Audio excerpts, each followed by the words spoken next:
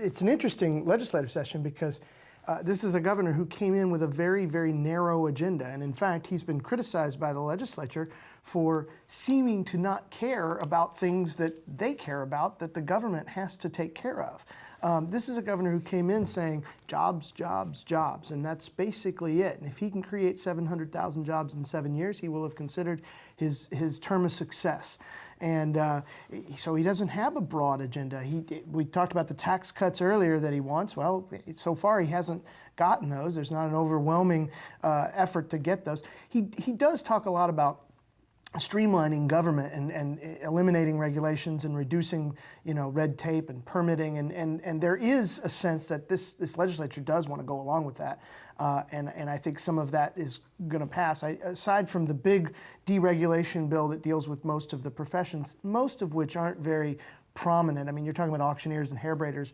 I don't think that's been a huge push this session. So it's kind of hard to judge whether he's done a good job in his first legislative session because there's not a lot that he wants. Now he's angered the legislature a little bit. I mean, he sold the planes and the state planes, and he's had lawmakers say, well, that wasn't really legal. By the way, it's going to be. They're putting it in law now that it was okay to do that.